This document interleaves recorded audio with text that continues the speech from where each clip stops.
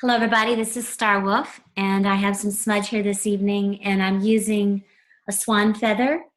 Wherever you are and whatever you're doing, if you could take a moment to receive this sacred smudge as it comes to you. And tonight I'm using the swan feather in honor of Venus, Aphrodite, and Hathor, and also Magdalene. And while each of these goddesses is very much their own unique, special being, they also overlap throughout time and space. And they have some very similar attributes, if you will, and carry some very similar energies. So I'm sending the smudge out and inviting you, if you're on the phone call or if you're on the webinar here, that either way, that you are receiving this sacred smoke tonight. And just imagine it coming over you and around your entire body and energy field. And we're going to put anything into this smoke tonight, anything into this sage that we feel we want to release this evening. We're also going to put anything into this that we feel that we need to integrate into ourselves so that we can have an alchemical process and a transformation. So releasing and also calling in for integration. And just take a moment to do that within yourself. For many of us, this feels like a very tumultuous time, and the outer evidence appears that that is true as well. Here in the mountains, we are surrounded by fires. And even though they're several miles away, the smoke sometimes drifts right in here to the cove for a little bit before a wind comes and blows it away. Thank goodness, thank goddess. Tonight, the sky is looking clear with stars. And today there was a beautiful blue sky. But we know the fires are burning not far away. So we just want to send the energies out right now and acknowledge that there are fires burning around us. And that in itself is very symbolic and very powerful.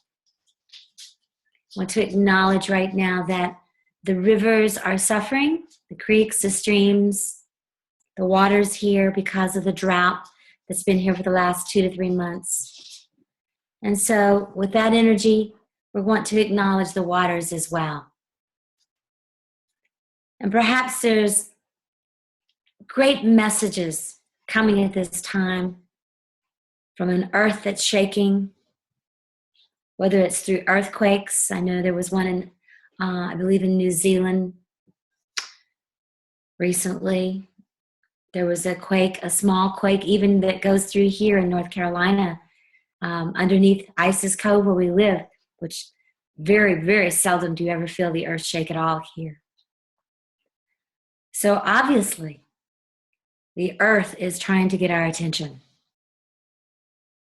So tonight, I want to call on the earth, the water, the fire, and the air. I want to welcome in the great netters of Egypt, the great Neteru, those that have been here from the beginning and probably long after we're gone. So these beings we call in tonight and honor them. We thank them as great balancers and great healers, transformers, great alchemists, and great messengers. We welcome them into our circle here tonight. And our circle may be a spiral. It may be spiraling out from the different phone numbers I see here all over the United States. So wherever you are, allow these energies to come to you this evening. And I want to call in also, in addition to the great netters, I want to call in the great above, the great star nations. And there are many of us who really relate to the energies of the great star nations. Some of us feel like that we have a heritage, that we have a lineage that goes all the way back perhaps to some great star nation. And although this can seem far-fetched to some people, Most of the indigenous peoples that I have been with over the years really believe that we have come from the stars, be it the Pleiades, Sirius, Arcturus, from various places throughout the entire cosmos. And when we look at the energies that are reflected on the earth, the as above, so below, when we look at the Great Pyramids and the Giza Plateau in Egypt, or when you look at the Adam's calendar, the great medicine wheel that may be the oldest medicine wheel on the planet in Africa, all of these amazing places, all these amazing temples and earth temples, if you will, mirror the above. They mirror the stars and the alignment of the stars. And some say, how could they do that without telescopes? Well, perhaps many of them were from there, or perhaps their ancestors were from there. Our ancestors were from there. And perhaps they did have a way of seeing that didn't even need to involve technology, maybe a different kind of seeing or a different kind of technology.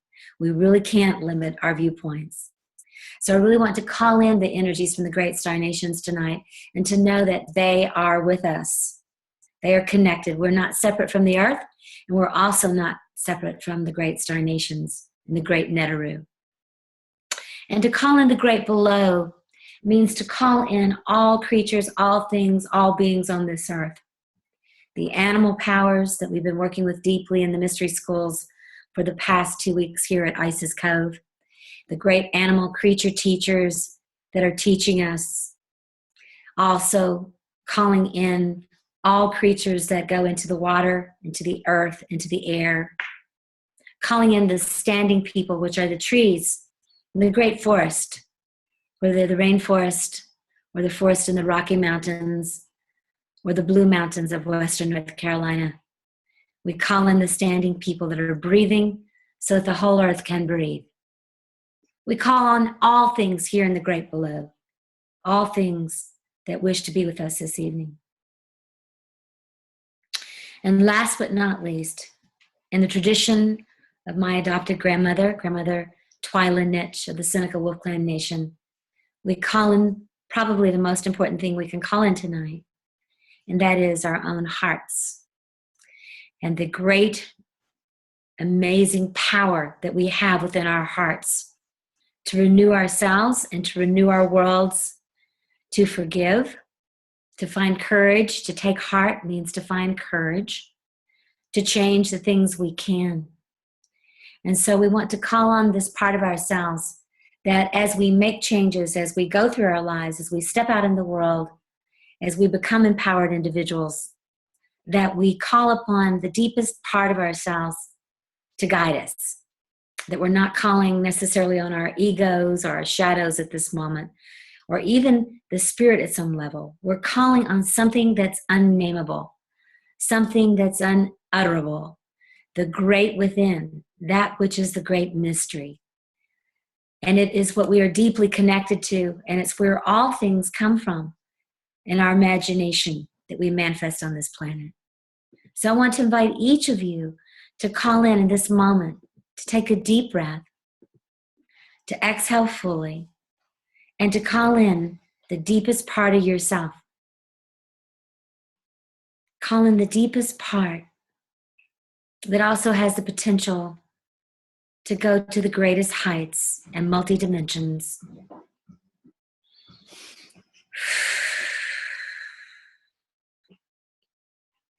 And listen in the silence for just a moment to your great within. I want to invite you to imagine for just a moment and to listen. Perhaps receiving a message through a vision or a symbol or a color or a word. Perhaps an animal. Perhaps just an inner knowing.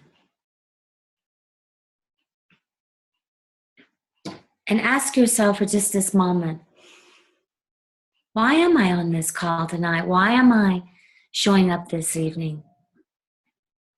What's encouraging me to be here from within? And perhaps it's something that you didn't even know. Perhaps you thought you just wanted some information about this or that, and maybe you do. But maybe there's a deeper calling. I sincerely do not believe that people show up anywhere by accident. I completely believe with my whole heart that we show up on purpose, by divine appointment.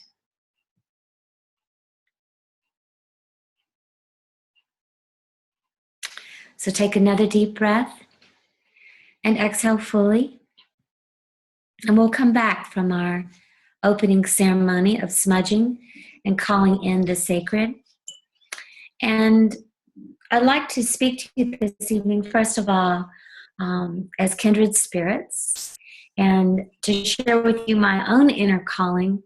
When I checked within, it's still the same as to why this mystery school in particular is ready to be brought back out into the world.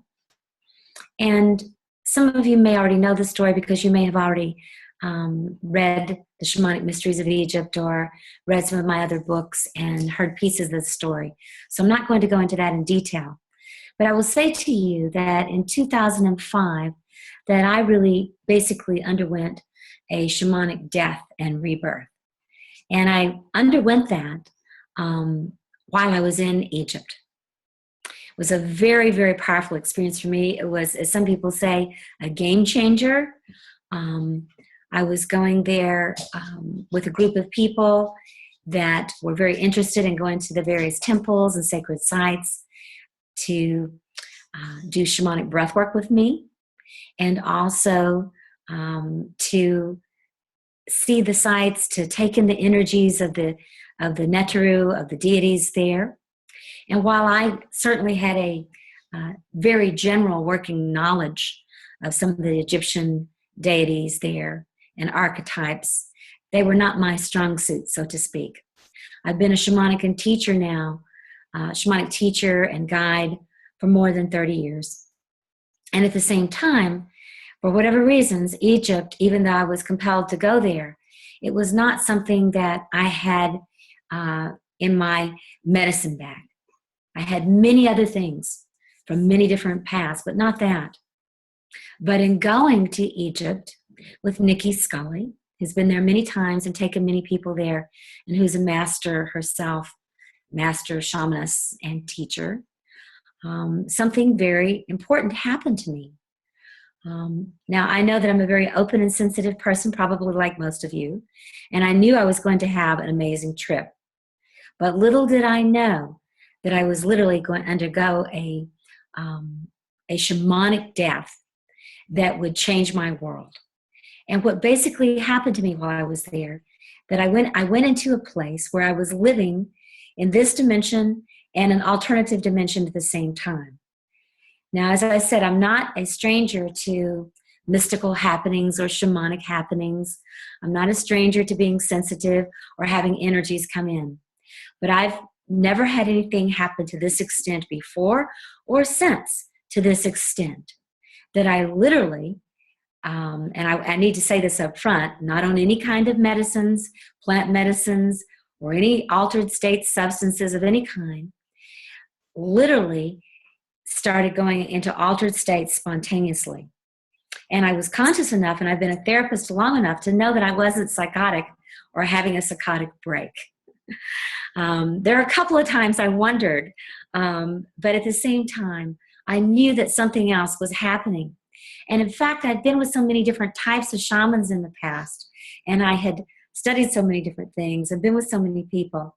I knew that I was having the kind of experience that many of them spoke about, where suddenly you are in a bigger dimension, a multidimensional place, and that place is more real than the place your physical body inhabits. And this carried on for close to 2 weeks. It did not subside. So during that time, I basically had to have a posse. I had to have people around me, such as Nikki and my late husband, Brad, and other people who were on that trip with me to help navigate me through Egypt and to the different sacred sites. And at night, I would be lying on the bed and I would be channeling through energies of what the deities were saying to me and what sacred ceremonies were wanting to be held at these different temples. So we changed a lot of what was going to happen, not where we were going, but what we were going to do. And as a result of that, of course, obviously, I eventually came back towards the end as we were ending in the Great Pyramids themselves, from having been in there for 2 hours in a sacred ceremony in the belly of the large pyramid on the Giza Plateau and in the King's Chamber. When we came out from that, I began to feel myself gradually coming back. But it wasn't until we got back into the United States and a day or two later that I fully felt myself back. After that, coming back home, I knew that I had to integrate this, and I wasn't sure how I was going to do that. And what really ensued after that over the next 2 to 3 years was writing 3 books. The first one was The Shamanic Mysteries of Egypt and The Awakening of the Healing Power of the Heart. This is actually, I just noticed the uncorrected proof pages of when Nikki and I were writing this book. This was the first one in 2006. The second one was that Nikki and I did together was the Anubis Oracle and a journey into the Shamanic Mysteries of Egypt. And this is illustrated by Chris Waldher, as the first book was as well. And this was the companion that came in 2007, 6 and 7. And then after that, the third one that came was a Shamanic Egyptian Astrology, Your Planetary Relationship to the Gods, with Ruby Falconer, who's a master astrologer. And so bringing those up so you can see those. Okay. See those, and maybe many of you have those. But these 3 books are really the textbooks that we can refer to and that we can familiarize ourselves with and be using in our mystery school teachings, as well as new mysteries that are coming in all the time. I've had literally hundreds of thousands of people write me over the past, since 2005, 2006, 2007, as these books came out, from all over the world who've been doing these, reading these books and going through these ceremonies on their own together. And I've had many people asking me for many years if I would be willing to take people through this journey and in some ways mimic the journey that we went on when we were in Egypt together. So in essence, that's a big part of what the intent is for part of this mystery school. Now, I just completed 2 mystery schools this last weekend and the weekend before that were covering a wide range of mysteries. Certainly the Egyptian mysteries, a little piece of that was in each of these, but they were not focused on the Egyptian mysteries. They were focused on many mystery schools that I've been involved with over the years. And these group of dedicated students have been coming. They've come for 4 times in just 1 year. And there's one other group. I had 3 groups, and they don't complete until next year with their last 2 segments. So as I was completing those or getting ready to complete those and deciding if I was going to start new mystery schools or go on to the next level of mystery schools with those mystery schools, I decided that was not what I wanted to do. Because I had some dreams, and I came out of those dreams, and I had some very strong messages from my own inner world and from my own guides that said it's time to bring these mysteries out more fully than ever before. Now, this has been several months since this has been, I guess you could say, in the oven. And I didn't realize until just this last week why. When Nikki and I first put together the Shamanic Mysteries of Egypt, Awakening the Healing Power of the Heart, a big part of what was related through the mysteries of these teachings was that humanity was at a tipping point and a turning point, and that humanity was at a level where it was ready to become more humane. Now, I know that it can look very different in the outer world right now, okay? And at the same time, when we look at the outcries, if you will, for humanity to change, coming from so many places all around the world, including for our environment, for people, for refugees, for people in our country, for all of the world, and not just people. I got back from Africa in the spring where we were holding vigil with the white lions in Africa and other endangered species and the different creatures that are here, such as the honeybee that just went on the endangered list. That's frightening to hear. Einstein said when the honeybees go, human beings won't be far behind. But the fact that these things are happening, the fact that there is a Paris Agreement that is asking, I think it's 185 countries, and the leaders of those countries to really work towards the end of fossil fuels. And all of these things that are going on, way too numerous to speak about right now, but that if I'm assuming that many of you who care about the earth and care about the creatures and other human beings are aware of, that these mysteries in the shamanic mysteries of Egypt are about awakening the healing powers of the heart and going through mysteries to deepen ourselves in connection to our heart and the powers that are hidden there. And here's what I mean by this.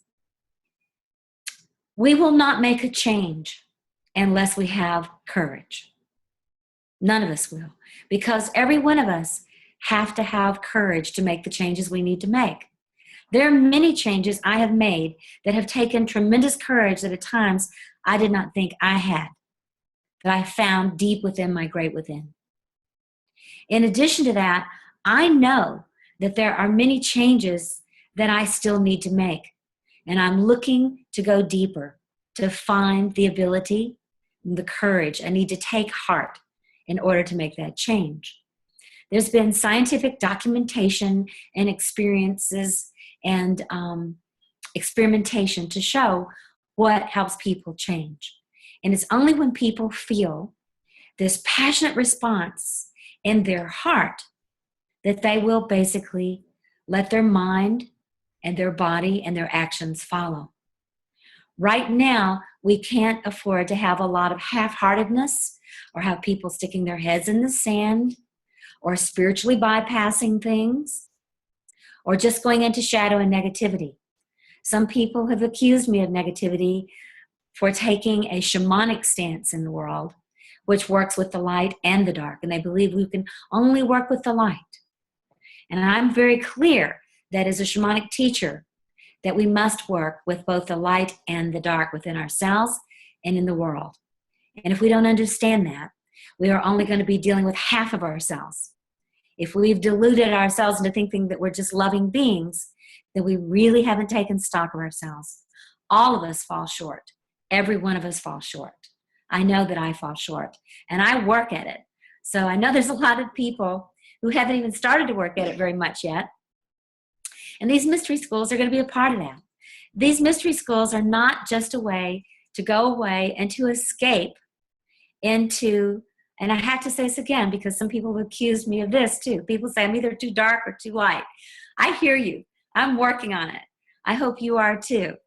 But the reality for me is that these mysteries are to help us find the balance, to work with water, earth, fire, and air. And that means working with nature spirits. That means working with our own inner spirits and learning to be alchemists ourselves and to find out where our hearts are and to have great courage and perseverance.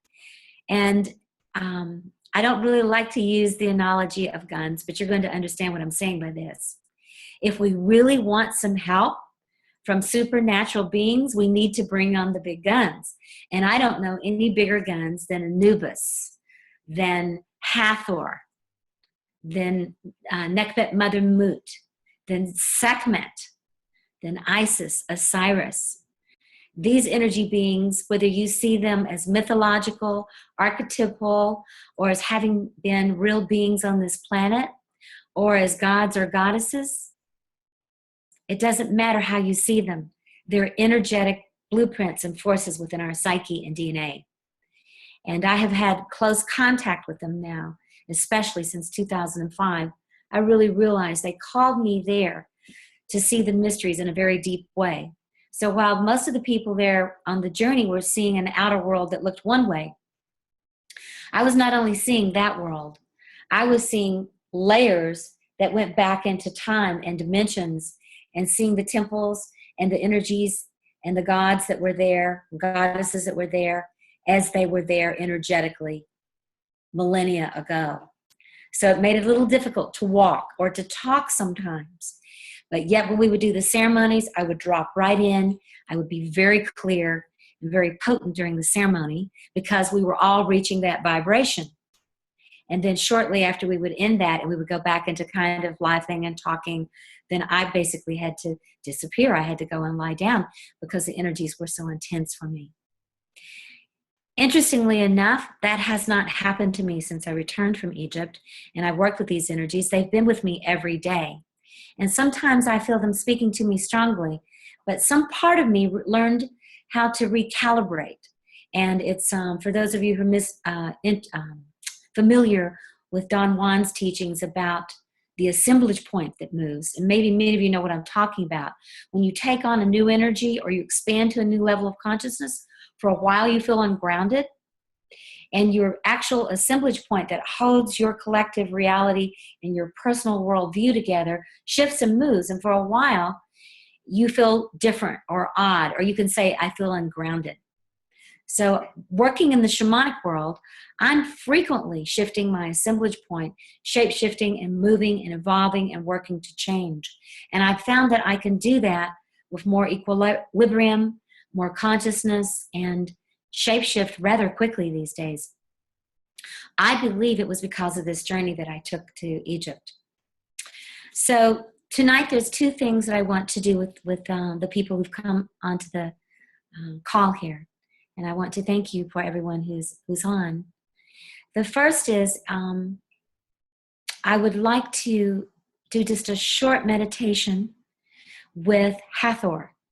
And maybe some of you are familiar with Hathor, maybe you're connected with her, but I really want to give you a little background about who she is and then do a short meditation. And for me, meditations are not just guided meditations, they're initiatory experiences. They're awakeners of DNA within your psyche, within your consciousness. And whether you experience that as an awakening this evening, or whether it's later on tonight when you go to bed in the dream time, or whether it's next week where all of a sudden something feels different for you, that's the initiation that you receive when these energies begin to work with you, which are very profound. So the energy that I want to bring in this evening is of Hathor. And I'm going to say a little bit about her before we do that.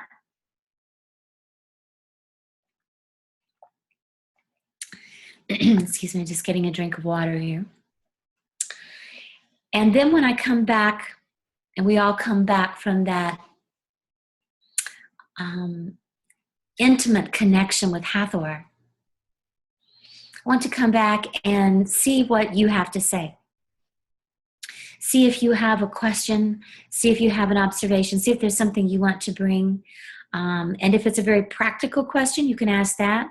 Or if it's just something you want to speak about that's in your heart, I invite you to do that while we're on our call together this evening. So we're going to have some music on here, and there's going to be an image of me that the screen will change, and there's just going to be a picture of me.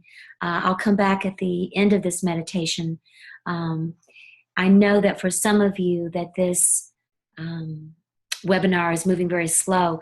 We're having some difficulty with our internet up here in the mountains. It's frequently slow, but it's not as slow as it has been. We think that may even have something to do, that the fires might even have something to do with that right now. So we're going to be putting my photo up of actually, you'll notice the photo that I have Anubis around my neck on that photo. Tonight I have Hathor's horns around my neck, and she is the great cow and the sacred cow, and we're going to be calling her energies in. So wherever you are, I want to invite you to sit back, close your eyes, lie down. If for some reason you're out walking, maybe you can stop. If you're driving, don't close your eyes, but you might want to be aware and pull over. So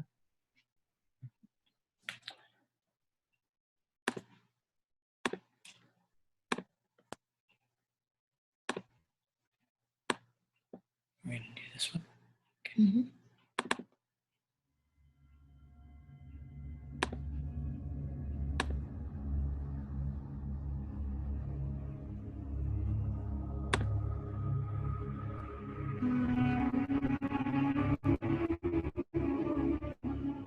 So I want to invite you to take a deep breath and to exhale fully.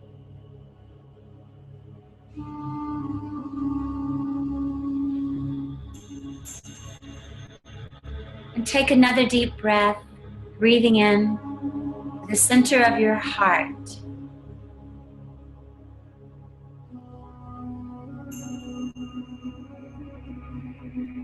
As you go into your heart,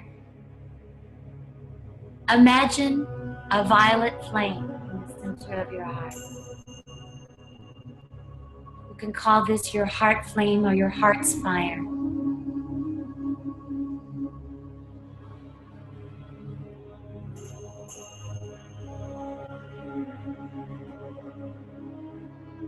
With each breath that you breathe in and breathe out,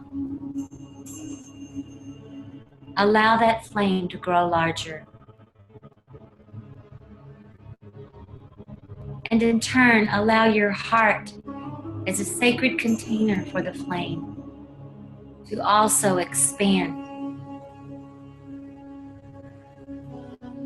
Perhaps your heart is like a sacred golden vessel with a beautiful violet flame.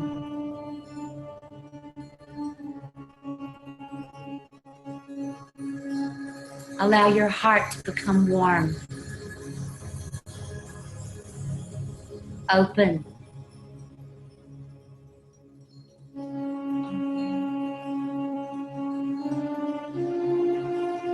allow your passion and your love to merge in the center of your heart, creating compassion,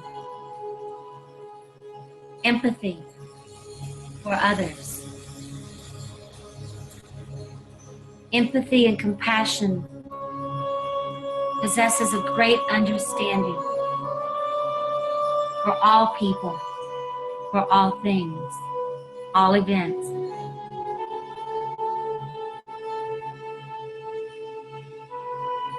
And as your heart opens,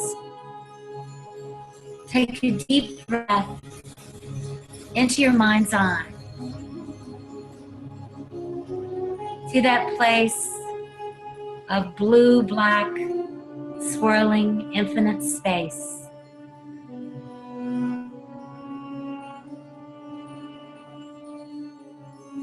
Perhaps in that space,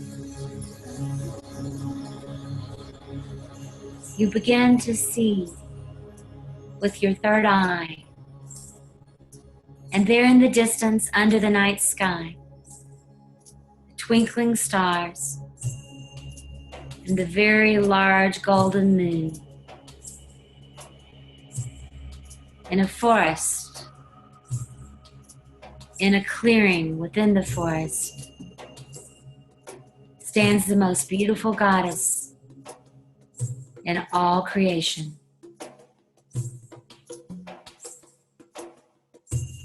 She is the Ancient One, the one before time and space. Great and mighty, beautiful Hathor.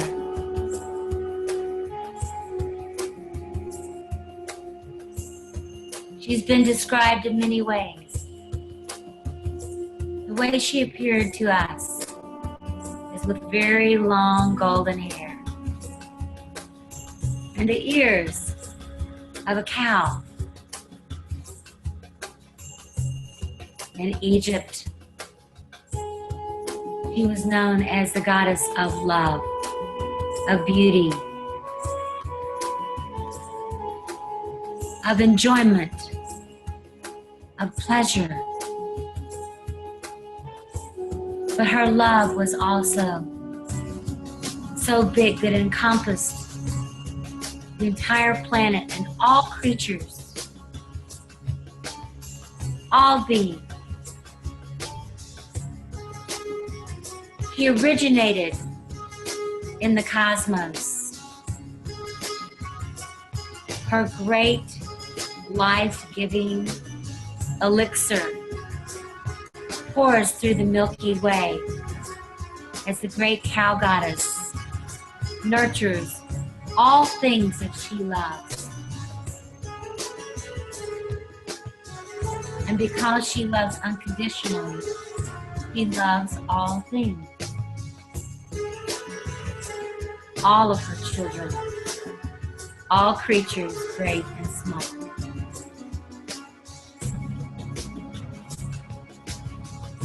Hathor is the goddess that does not judge.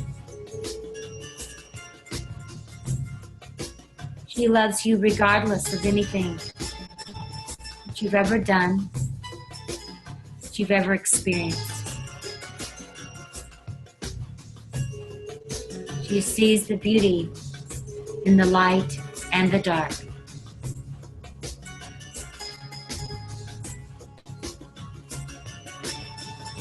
Imagine Hathor standing there, upon the earth now, barefoot, because she's part woman and part sacred cow.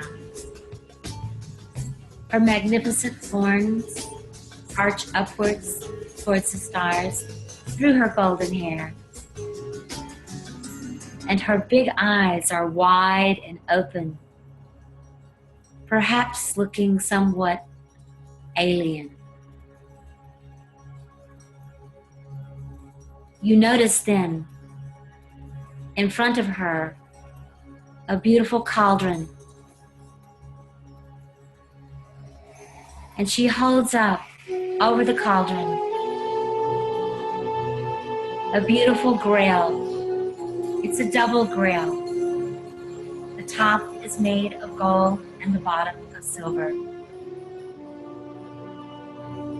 She turns the grail to where the silver reaches up and takes in the energies of the moonlight and the stars. When it is filled to the top, she gently pours it in to the cauldron. And as it's turned over, she holds the golden side up, reaching far out into the energies where the sun lives, and pulls its golden rays into the goblet, the Holy Grail, and filling it up with the energies of the sun and all its ultraviolet rays and energies. She turns it too and pours it into the cauldron. She takes her long wooden spoon and stirs this magical alchemical elixir. And as she stirs, she's singing songs of love, of integration. She's calling forth all things that are unlovable and placing them in the cauldron. Anything about ourselves or anyone else, judgments, hatreds, discriminations, hierarchies, patriarchies, pouring them into the cauldron.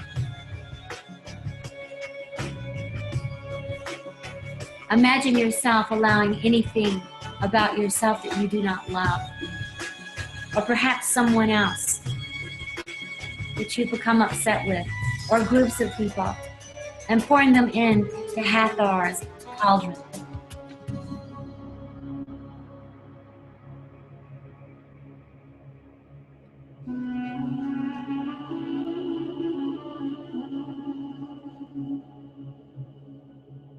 And now imagine, if you will, yourself pouring in your own great capacity for love.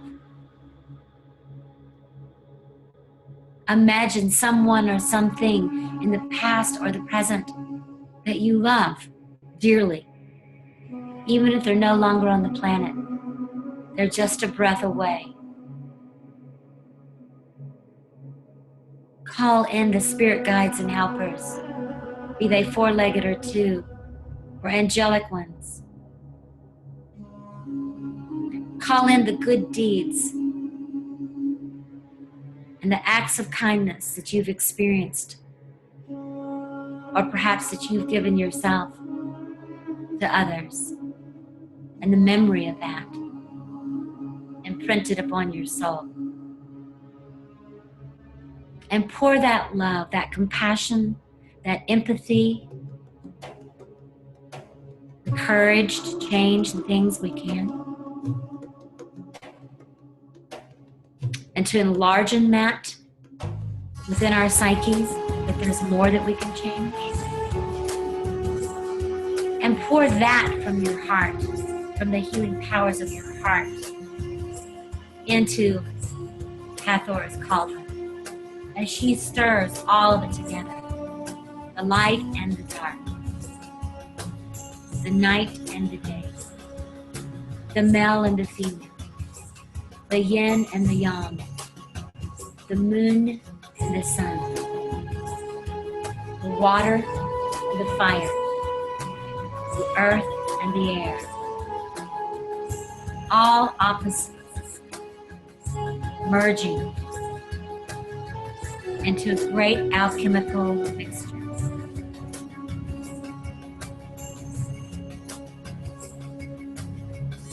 Take a deep breath. Fan the fires beneath the cauldron with your own breath. Fan the fires within your own heart. The purple, violet flames. Make it bigger. Imagine that in this country tonight, in America, that these fires are burning bright, but they're contained within big hearts that can hold both energies and not turn away from them.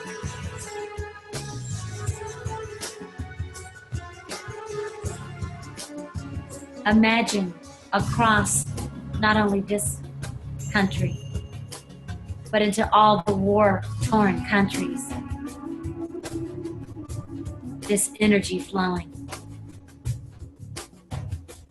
through the currents of the air, the wind, and the oceans, and the underground currents beneath the earth. Propelled by our hearts, by Hathor's great love for all beings, all things. To every child that's hungry, to every person that's dying, to everyone that's being born, to all creatures caught in the wheels of commercialism, be they trees, flying ones, swimming ones, crawling or walking.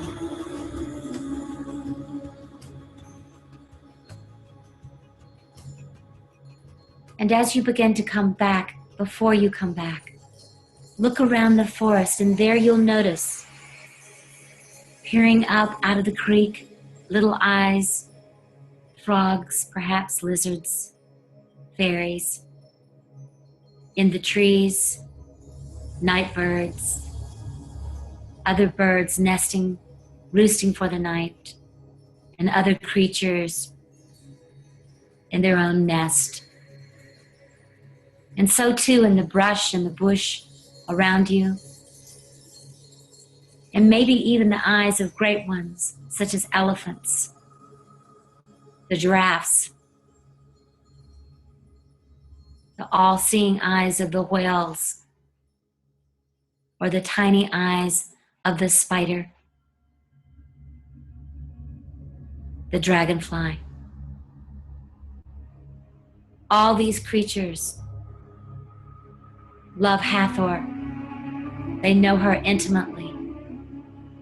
They know her love. The trees arch over to give her protection. They breathe deeper because she asked them to breathe for us. We are encased in her love. It is important for us tonight and every day to be in touch with the qualities of Hathor and her many gifts. The compassion she pours out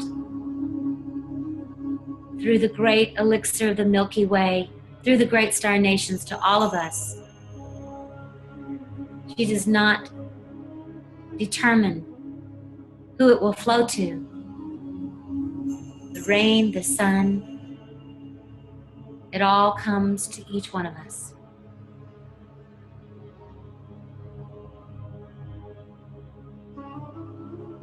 May we each grow in the light of Hathor's love.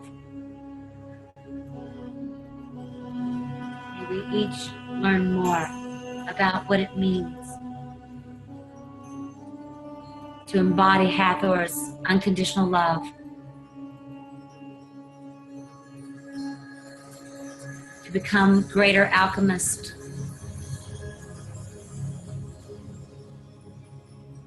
and to move to the next octave in our lives on this planet.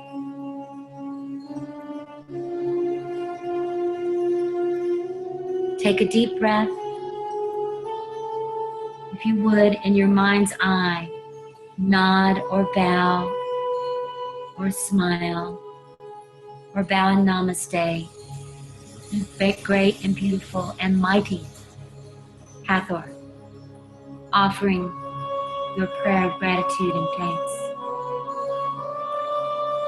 And perhaps offering your own promise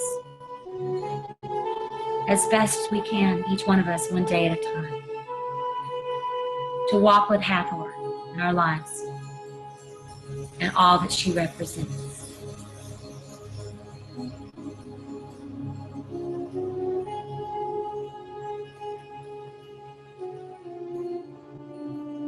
Take a deep breath and come back slowly to this space and this time.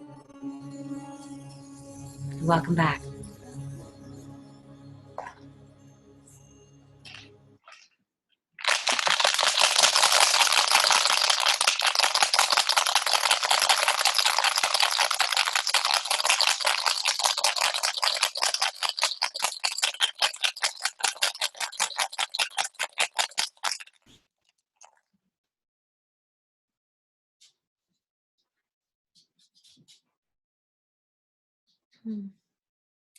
Well, I dare say we could all use a little Hathor energy in our lives right now. And to hold that energy very close in our hearts. And as we're making decisions in our lives and going about our daily lives doing so. Part of what we will be doing in the mystery schools is we will be going through all of these initiations. We're going to be embodying each one of them and interweaving them together. We're going to be using the Anubis Oracle deck. We're going to be using the Shamanic Mysteries of Egypt rituals, and there's going to be new energies that are coming in. During the mystery school, we will also be using shamanic breathwork, which is a process that I founded and created more than 20 some years ago. And we will be using that process to go into these journeys more deeply. So we won't only just be doing kind of guided meditations and journeys, but you'll have full-on journeys with breathing yourself, which is a very powerful, transformative experience to be breathing for 45 minutes or an hour to these chakra-attuned music that will awaken the DNA, that will activate the genes within us to remember the shamanic mysteries within each of us. So what happened to me in Egypt at some level, and probably in a different way, will happen hopefully for each of you, where these will awaken inside of you. There's the first meeting is in April. The second is in October in 2017. And then there is a group of individuals who are going with me to Egypt in December of next year. That trip is already full. There may be some of you who are on here, I'm not sure, I can't quite tell, who are actually going on that trip. But we will be going to the temples to reenact these mysteries again. And we're going to be sailing down the Nile for about a week or a little longer than a week, and going to some other places, to all of these different places where these rituals were actually born, where these initiations took place for me. Like I said, that trip is full. However, we do have a waiting list, and I believe there's a couple of people on that waiting list. And if you're interested in getting on that waiting list, there may be an opportunity for you to go if something happens that someone else can't go on that trip.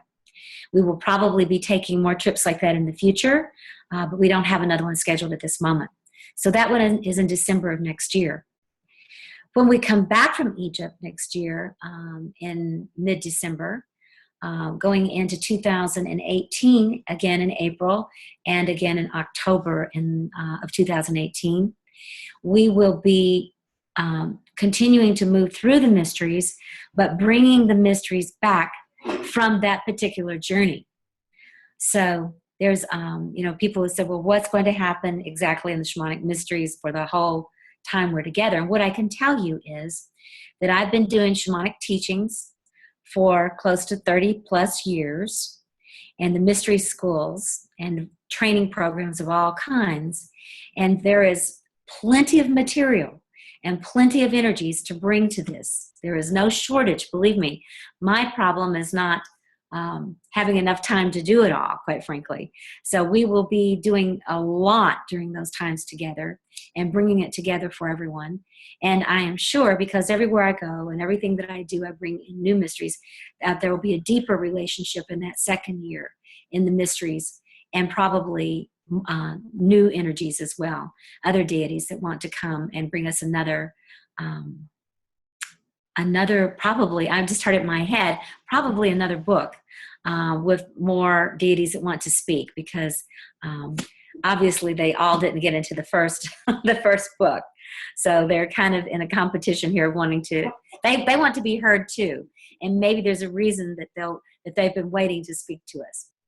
So that's really what I want to share with you right now.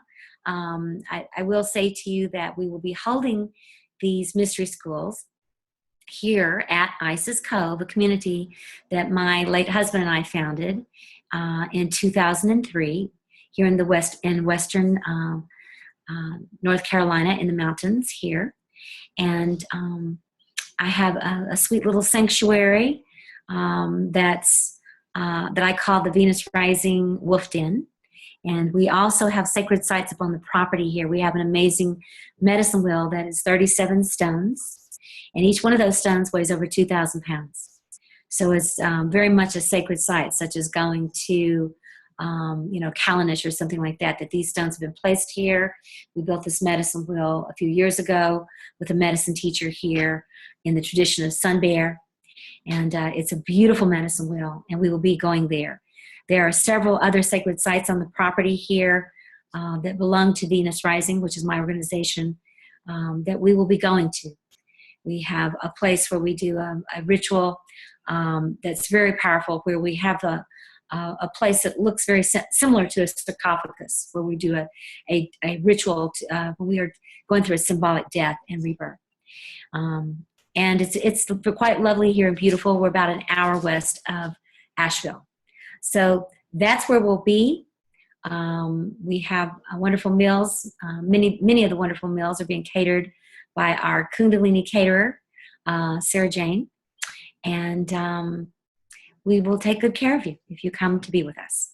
So I want to open this up now to any questions that anybody might have, any questions that anyone might have. And also, if there's something that happened for you this evening while connecting with Hathor, if you'd like to briefly say a few words about that, I would love to hear it. And you can also email me later if you'd like to. So we'll call out numbers. Okay. So we have 304. Okay. Let me say it or you. Why don't you do it? So we're going to call out numbers. Good evening, everyone. And the first this is number. Nikólaus Wolf. Hi. The first number I have is 304-941-7393. I'm going to unmute you right now. We're going to unmute you, and if you have something that you'd like to add, please do, and say your name. the person at 304-941-7393. Hi, my name is Sabrina. Sorry, I couldn't get off mute. Sabrina, where are you calling from? Florida, Hi. Fort Myers. Welcome. I've actually met you. You came to the Fort Myers and led a breath work. Yes. Yeah. So I have met you, and I just wanted to see what you were offering with the mystery school. So you gave me a lot to think about. Well, thank you, Sabrina, and thank you for being on. Thank you for coming to meet me when I was in Fort Myers. And I hope that your time with Hathor tonight was meaningful for you. Yes. I'm not real familiar with the Egyptian. I've read some, and I have had some moments that I felt like I very much have connected with some of the Egyptian archetypes and so on, and but I'm not very real familiar with them. So that was good.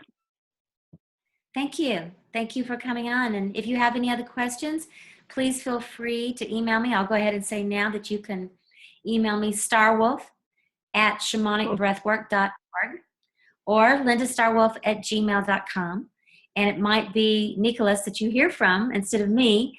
But certainly I do read all my emails, and I also answer many of the questions directly or give that information to my colleagues and assistants to send back. So please feel free to write, and I look forward to hearing from you. And actually sitting here in the room tonight, not in addition to Nikolaus, is also my good friend Wolf, who lives down in Fort Walton Beach, and hosted us there in around Grayton and around Fort Walton when we were down to see on our tour, our Magical Mystery Tour down there in Florida last January.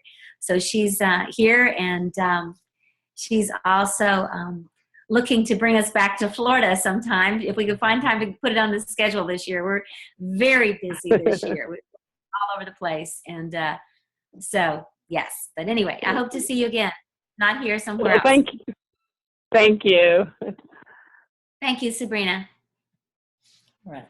The next number we're going to call on is 412-841-2377.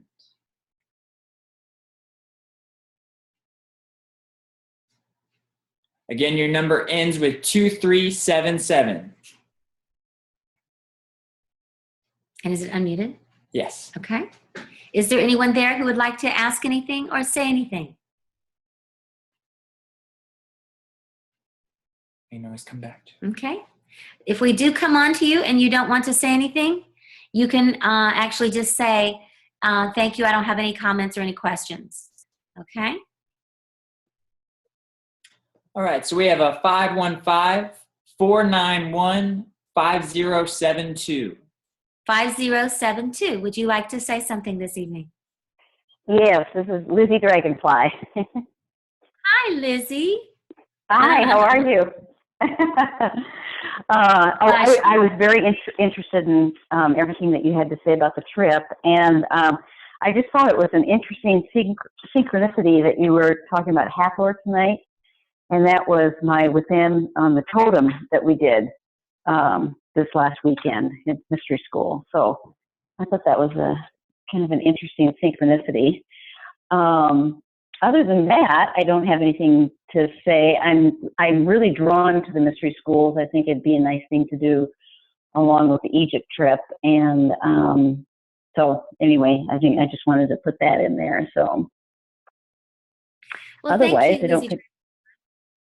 Go ahead. I was just going to say for other people who might be on that Liz was just here and completed one of the other mystery schools where she was committed to coming to 4 times to that mystery school, and just completed that just on Sunday, and is also signed up to go to Egypt on the Egypt trip.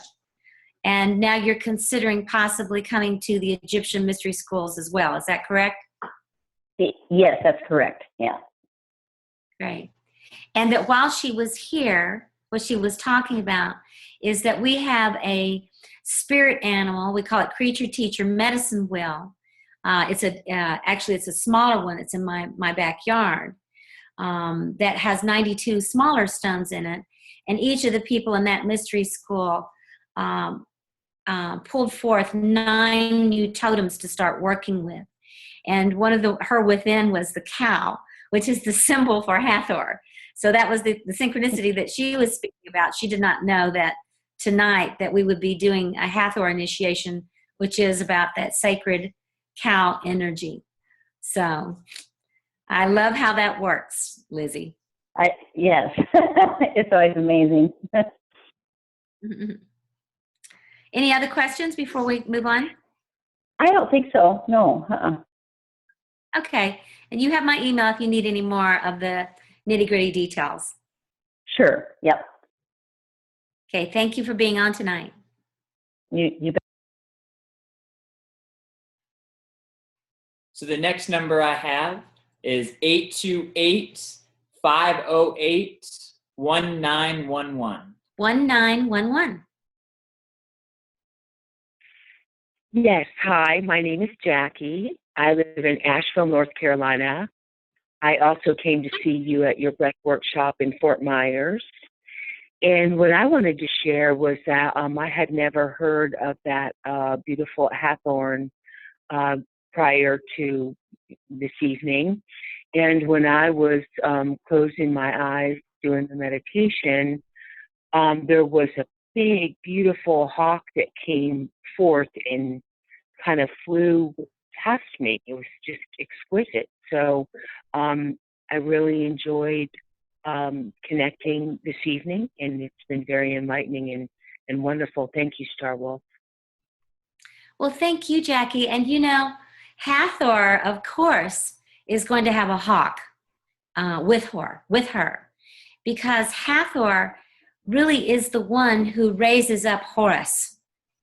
And it's Hathor's energy that births and brings forth the new energies on the planet of the new king, if you will, or the new masculine.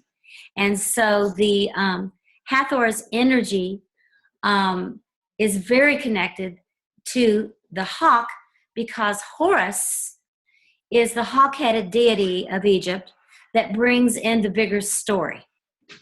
And so when the old king dies, or the old energies or whatever's dying inside of us that we need to let go of it, when the hawk appears, it's showing us a bigger story. It's flying on high and saying, look up and see the bigger story.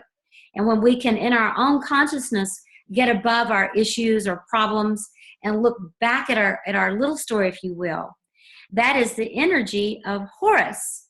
But you can see how he's connected to Hathor, because she basically holds that consciousness all the time. She's always holding the bigger story while understanding the smaller story. She unites those stories all the time. But when she's bringing forth this new energy, or this new Horus, she's raising him up so that he can bring in, and I say he because Horus is masculine in the Egyptian pantheon, but this is in all of it. We all have that masculine side. He really is the one bringing in the new dispensation for the new era. And, you know, I frequently will see a hawk or hear one call out to me when I'm taking a walk. It doesn't matter where I am, whether I'm in North Carolina or California, I will hear a hawk. And it seems like that when that happens, that it feels extremely special to me. That there's, and what it makes me do is reflect on, what was I just thinking? And frequently, it's something that I need to get a bigger perspective on. Thank you. So That was awesome. I think that Hathor is giving you a message through Horus tonight. I'd also just like to bring in a piece on that. Some of the scholars believe that Hathor actually comes from the house of Horus, is how you would write her name in the Egyptian hieroglyphics, because there's a falcon or a hawk within a box, and that's how Hathor's name is written, and they translate it as the House of Horus. And the reason they do that is because when it says the house, what it really means is the throne. And that Hathor is the throne that Horus sits upon, because she gives birth to him, and then he sits upon her, and she raises him, and he sits upon her and becomes the new dispensation, the new king, or at that time it was the new Pharaoh, but it's the new power on the planet. So she's birthing this new power by being his throne or his house that he sits upon. So thank you, Jackie. Thank Do you have any you. questions? No, that was fantastic. Thank you so much. Thank you for being on this evening. Who else do we have? All right. Next, we have a 952-250-2543. 2543. If you'd like to say something, Hi. please do. Yep, this is Deb Starwalker. Hi, Deb. Hello. Yeah, it was good to just check in again and feel the energies. I feel really connected to these Egyptian energies. The Hathor meditation, what I really got in touch with was just more layers of grief about the planet right now, and yet balanced with that heart of Hathor to help us have an open heart to feel it and yet not be overwhelmed. Yes. Yeah. And I'm looking forward to the Egyptian Mystery School, and I'm looking forward to the trip, and I'm just excited to meet whoever ends up at the Mystery School. It's good to hear people's voices tonight. And Deb just completed not the same mystery school that Liz was in, but Deb was in the mystery school prior to that one that was here 2 weeks ago for 4 days, and has been here 4 times and completed that, and has decided to come into this Egyptian mystery school, as well as be on the trip to Egypt with her husband and several of her friends. So I just want to acknowledge the energies that are calling you, Deb Starwalker, and I just feel that, it's going to be wonderful to have several members of a few members, or several, I'm not sure exactly yet how many, of those who've attended some of the, mystery schools that they've been going through the past year. And then several of the people who are going to be on the trip, and then some new people altogether coming in that haven't been with us perhaps before. There's also a couple of people, actually several people coming in that have been through our Venus Rising training as shamanic ministers and shamanic breathwork facilitators. So it's going to be a very rich and potent and powerful mystery school, no doubt. And thank you. You're calling from Minnesota tonight? Yep. Are you cold? How is it over there? Hey, it's warm today. It's going to start snowing Friday night. Okay. Well, stay warm. Stay warm, and I'm assuming you probably don't have any questions since you've already enrolled and we've already talked about it. Nope, I don't have any questions, but it's good to hear everybody. Thank you. And I want to mention that Liz is coming from Kansas City. So we have a Kansas City and Minnesotan mystery school participants. Okay, who's next? Next, we have a 973-978-9361.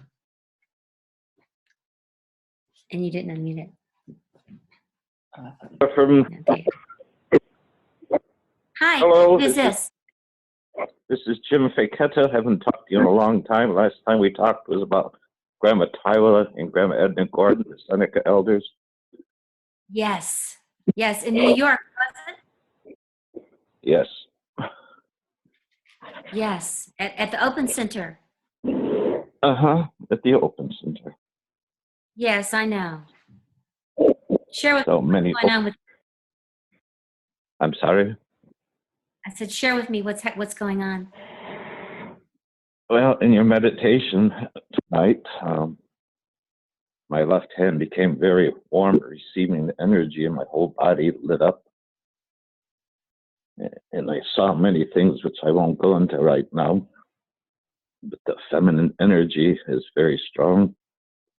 And 2 days ago, I was at a craft fair, and I was drawn, which I didn't know why, now I understand why, to a lot of Egyptian type jewelry necklace. I said, why am I being drawn to this? Mm-hmm. So I just filed, said, I'm supposed to go to Egypt. I said, no. I said, no, I don't know when, but we'll see. And then today, driving, 2 hawks came very, very close to me, which I was driving, and they came down and they swooped and they grabbed some prey in front of me. I said, they're feeding. So, and then tonight when I happened to look at my emails and saw you were having a gathering, I said, well, it's to be, I will listen and see what you have to say.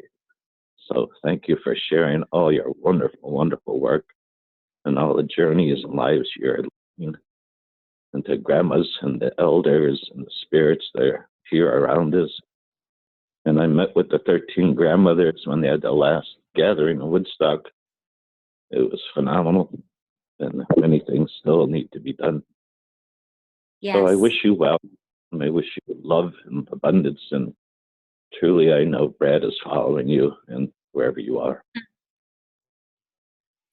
Thank you, Jim. I really received that blessing from you. I consider you a dear shamanic brother and wise teacher yourself.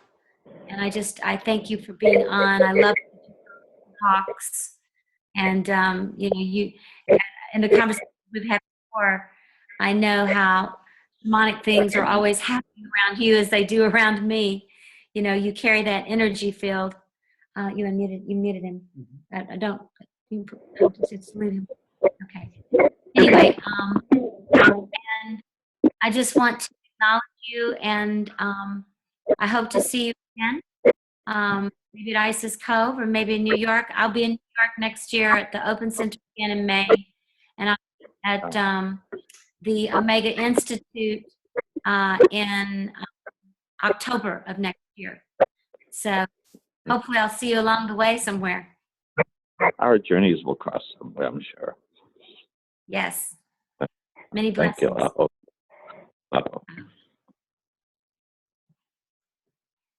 All right, next in line we have Carla. Carla, would you like to speak with us? Just listening. Thank you very much for the call. Thank you, Carla, for being on tonight. I hope you're doing well. Okay. And then we have Devin. Hi, Devin. Hi. I have met you once before, and that was, I think, a few years ago at the Open Center in New York. That was a very interesting experience. So I want to thank you for that. And I've been subscribed to the email list since before then and up until now, and I will continue to be a subscriber. So when I heard about this meeting, I figured, well, I haven't engaged in a while, so why not tonight? And I want to thank you for the meditation. I enjoyed it. I didn't have any profound experiences, but one thing I did really get a lot out of is the violet heart fire metaphor. I like that a lot. I could almost, when it's synchronized with the breath, on the inhale and then the exhale, it's like a bellow, like billowing the flames of the heart. And I got this image of, if you can picture like an anatomical heart with the big aorta on top, the 3 arteries, like the flames like going up out of the heart and into my entire body. So that was really cool. And when you brought us into the third eye, I automatically pictured a starry night sky before you actually gave us that image. You were ahead of me. I thought that was kind of funny.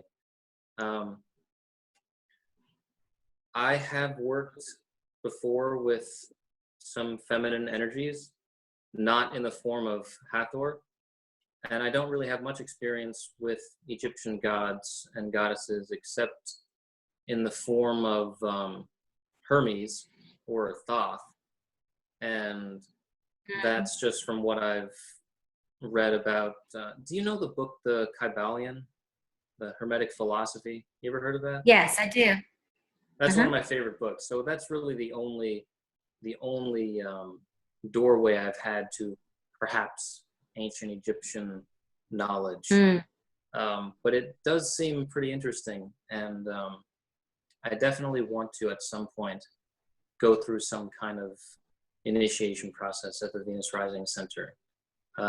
Actually, you told me yourself that it is something I must do.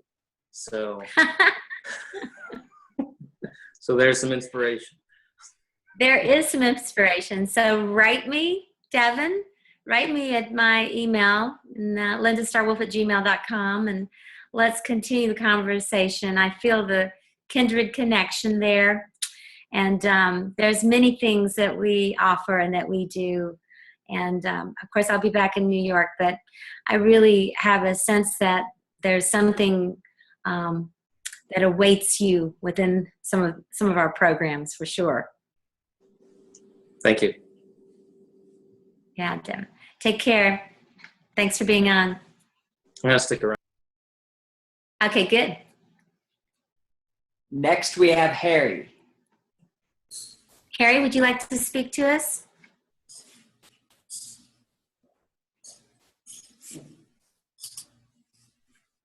Okay. Thank you for being on tonight, Harry, and I hope that you received a blessing by being with us this evening. And then we've got Jason Deegan. Hey guys. Hey, Jason. It's good to see you guys again. I just came through the first mystery school and loved it, and I came through SHIP and loved that too. So I'm excited to dive into these again with you guys. So yeah, that's all I've got to say. Okay, so Jason just completed with us, and he's from the Atlanta area in Georgia. So we've got a representation from Georgia, from Minnesota, from Kansas City on here tonight of people who are coming. And that was, the mystery schools were really powerful. And I really feel that they have laid the ground for the shamanic mysteries of Egypt. So thank you for being here, Jason. Thank you for showing up. And I look forward to engaging with you again in those mysteries. Yeah. Thank you. Thanks. And next we have Lynn. I don't know how to unmute myself. You're unmuted already. He unmuted you, Lynn. Well, I don't know. I'm in England tonight, so it's kind of like really late for me and what have you. But I was on one of your breath workshops, and I feel at some point I will come on something. So I just love your energy. I love everything about you. And at some point, I'm sure I'll come to Isis Cove. So, but I don't know about the Egyptian. But it's funny because I did a shamanic journey the other night, and I got a black hawk. So I don't know. Make me think. Very. Yeah. So Lynn, when did you do shamanic breathwork? Did you do it online with me before? Yeah. I think it was last year, and I lost the recording, which I was quite upset about because I found it so powerful and so wonderful that, I just thought I would probably, go back and use it again. But I think I did once, and then after that it was, not there anymore. So. Have you haven't had the opportunity to do any shamanic breath work in England? We have some facilitators that we've trained that live in various parts, so you haven't met up with any of them. No, not at all. No. So, Well, they've been threatening to bring me over there for the last 2 or 3 years. So maybe if you don't come to me, I'll come to you. But I would love to have you come to Isis Cove. And, you know, I'll just put this out here. If anybody wants to see if they can get a last-minute cheap flight to Bali, we're leaving for Bali next week to teach shamanic breath work in Bali for 11 days. well, I was in Bali.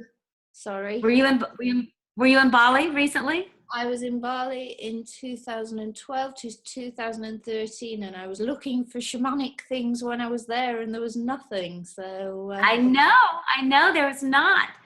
There's 5,000 yoga classes. Yeah. And did you go to the yoga barn while you were there in Ubud? Not really, no. I mean, we did. I don't know. We did quite a lot of things, but no, not really.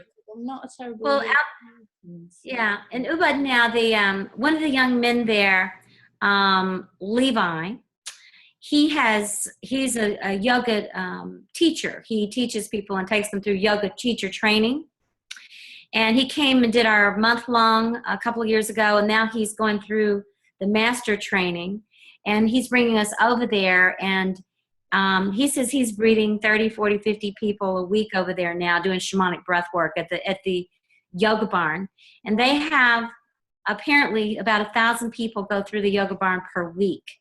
So we're going over there to do some breath work with people and to do some training right after Thanksgiving. So we're pretty excited about that.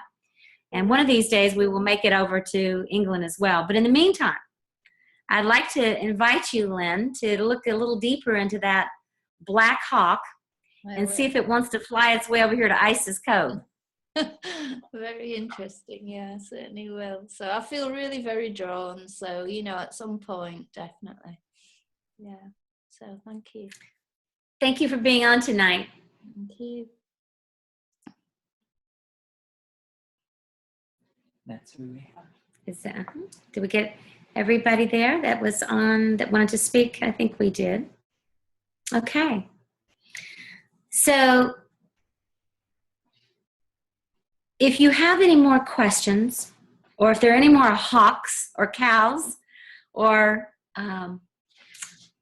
winged ones that look like they might be Egyptian that come into your dream time and that speak to you, and if you feel called to ask more questions or to engage with us in these mystery schools, please just let us know. We're going to limit the amount of class in the class, just like we did with the other mystery schools. We don't want the class to be too large, because a big part of being in the mystery school is being with an intimate group of people that can hold space with one another, that everybody gets an opportunity to share their journeys, to connect with one another and create lifelong friendships. So I know we have a person coming from, a couple of people coming from back east. We have someone coming from Colorado.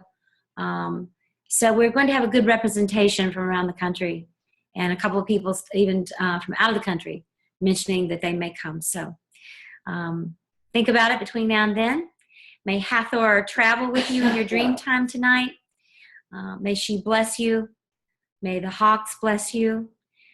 We certainly, especially here in this country, and I think probably in England too, and of course around the world, could really use a bigger story than the one that's happening on the planet right now.